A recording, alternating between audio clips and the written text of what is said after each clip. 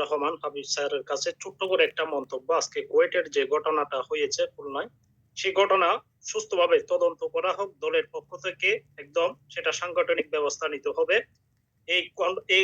যে সমস্ত কাণ্ডবিধি গুলো আমরা দেখতেছি বিভিন্ন সোশ্যাল মিডিয়াতে, কিন্তু বিএনপির নাম আসতেছে।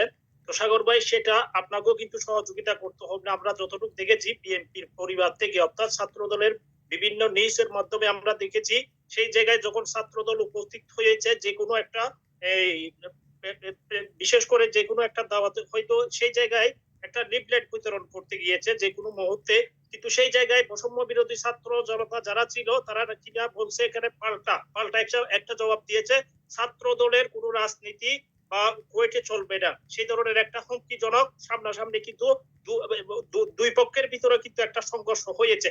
কিন্তু এই সংঘর্ষতে সন্ত্রাসী কাণ্ডকীর্তি যারাই করেছে তারা যদি দলের লোক হয় তাহলে তাদেরকে আইনের আওতায় এনে শাস্তি দেওয়া হোক। এবং পাশাপাশি কর্নেল সাহেবের কাছে আমার ছোট্ট করে একটা মন্তব্য।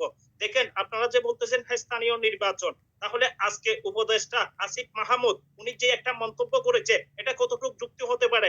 বাংলাদেশে স্বৈরাচারী শাসনের আমলে এই 16 বছর 7 মাসে আমরা দেখেছি অতীতে বিনা ভোটে চেয়ারম্যান প্রার্থী হয়েছে আওয়ামী লীগের শাসন আমলে, এটা ইতিহাস হয়ে থাকবে। তাহলে সেই জায়গায় উনি মন্তব্য করেছে আওয়ামী পন্থী যদি কোনো ধরনের অপরাধ যদি না করে তাহলে জাতীয় নির্বাচনে অংশগ্রহণ করতে পারবে।